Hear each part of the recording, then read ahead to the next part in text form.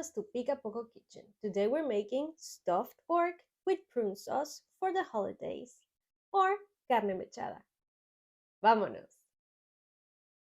It was kind of tricky to figure out how to translate the name for this dish for the video so it would be, not weird. But that also made me think of a comment I got in the last video of the pineapple empanadas, where somebody told me that they have the same dish in the Caribbean, but they call it pineapple tarts, which it's amazing how we share similar dishes that have different names, or we have dishes that have the same name but they are totally different. Like for this one, carne mechada. Carne mechada in Venezuela is a totally different dish. They are usually made with beef, and it's more similar, at least in looks, like birria. It's shredded meat and with sauce. Now, on the other hand, we have carne mechada from Spain, which is stuffed as well. It's more closely related to this one, but it's filled with boiled eggs and peppers, I believe. This was a staple dish in the holidays in my house growing up. My mom doesn't enjoy cooking that much, but it's funny how the dishes that she's famous for are kind of over the top or complex or very, fancy. I guess she did that so she would just ask to make them once a year, which is one of the advantages of a complex dish like this one. She used to make it with the leg of the pork, which I find hard to find a raw ham. In here I find the smoked one or the pre-cooked one or the prepared one. So I find that the Boston butt works well, but you can use shoulder or you can use even a loin if you want it simpler and smaller. That would work well too. So talking about this dish, I think this is a very great um, main dish for a holiday, especially if you're tired of turkey or you had enough turkey. This is a great alternative. And the flavors are so round. It has a sweetness that it's gonna please those who like a sweeter dish, and it also has a little bit of smokiness and a teeny bit of spicy. It's really not a spicy dish from the peppers that give it more complexity. It looks beautiful and it is great with many side dishes. My mom used to make it with some butter pasta, but you can serve it with whatever other potato dish that you have. Mash also would work, or any others that are traditional for you, which, by the way, I would love to know which are a staples for holidays at your home, or at least growing up. What is it that brings you those memories? So this is kind of laborious dish. It requires a bunch of steps, but I'm gonna guide you through it and we're gonna make it work. And hopefully, you're gonna be enjoying this in your holiday celebrations. So let's get to it because it's plenty work that we have to do. So let's get your meat stuffed for Christmas. We're gonna start with the meat. I have a 6.6 ounce butt pork. I've already cleaned it and removed the skin because I don't need any extra fat.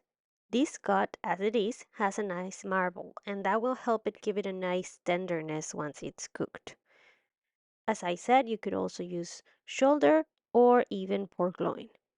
We're gonna stuff it with 1 tablespoon of whole peppercorns. If you find pimienta gorda, that would be even better. I'm using a whole garlic head for the entire recipe, but only the 8 biggest ones are going for the stuffing. The rest will go in the sauce. I'm gonna use 1 cup of pecans. You could use more or less. All the amounts can be adapted to your own taste. I'm also going to add 1 cup of pitted prunes. I like to choose the chunkiest ones since they're gonna use more space inside the meat.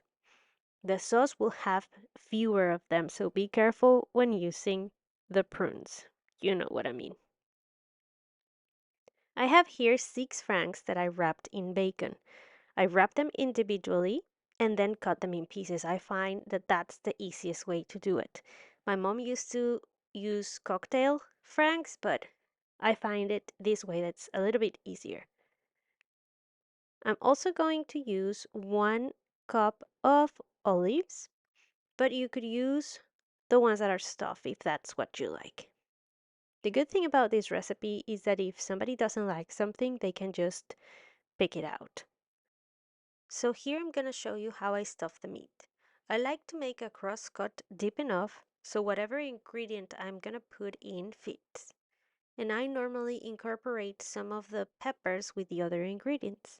You'll see that you're gonna have to pair them because you're gonna run out of space. So carefully use a sharp knife to make the holes and then alternate the ingredients. At some point, you're also going to notice that some of them might be next to each other, but that's totally okay. If you're cooking a pork butt, remember that you will have the blade bone, so be careful when stabbing your meat. You don't want to damage your knife. Also, be careful with your fingers, please. I like to start on the top, but it is important not to forget the back, the sides, and in between the bone and the meat. Every space. Try to put as many ingredients as you can. These ingredients will release their flavor to the meat around them, and that's exactly what we want. The amounts that I'm giving you are enough for this amount of pork, but you can adjust to your needs and to your taste. If you have other ingredients or substitution, this is a very friendly recipe, so you can add something else or remove something if your family doesn't like it. This part was a thing that my mom would let me do when I was little. Well, when I was old enough to use a knife and I was a stuffing girl. And now I'm gonna speed it up for you so you can see how I continue doing this. In total, it took me around half an hour because I was trying to be as thorough as I could. I really wanted to use most of my ingredients. Don't worry if you have some leftovers because we can still add them to the pot later.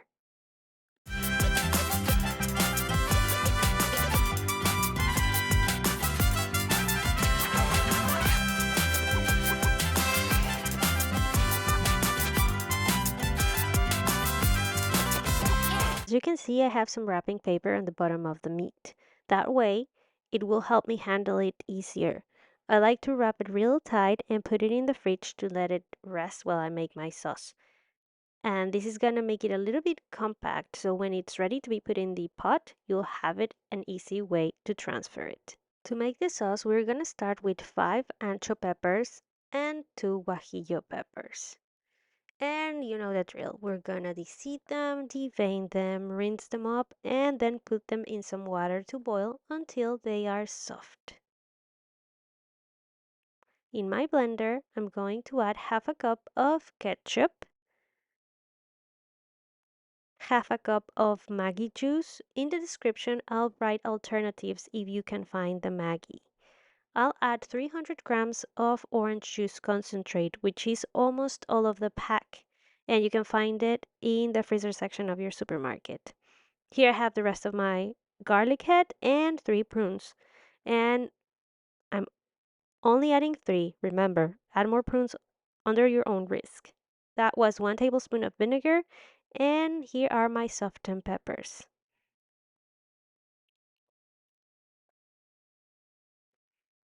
We're gonna blend it, and it will end up looking like this, a thick sauce. And this is just what we need. We're gonna pour just a little bit of the sauce in the bottom of our dish and spread it to make a bed. That way, we will avoid the meat from sticking to the bottom of the pot. Once you have a nice sauced bottom, you can transfer your meat. And don't forget about the leftover ingredients that couldn't fit inside the meat because we can add them now and they will get cooked anyway. Now you can add them on the sides and we're gonna cover it with sauce. Make sure to go all and the top and the sides all around it, nice and saucy. Into the oven it goes, 350 Fahrenheit for 2 hours covered. After those 2 hours have passed, take it out and remove the lid. We're gonna add extra sauce, but not all of it. Put it back in the oven without the lid for 45 to 60 more minutes. And here it is. As you can see, this would be the perfect centerpiece of your holiday table, served with as many side dishes as you want. For the rest of the juices of the meat, put them back in the stove with the remaining of their sauce and then serve it in a saucer. Put it in your table so everybody can add more of it to their plate, because your butt is going to be the juiciest butt this season. And that's what the holidays are all about, isn't it? I hope you give it a try, especially if you want to make a twist out of turkey. This is a great option for you. Keep an eye on the social media because I will be jumping often in the shorts, coming up with more holiday recipes, especially throughout the month of December, and I hope you like them. For now, I wish you treat yourself kindly this holiday season. I'll be seeing you next Friday.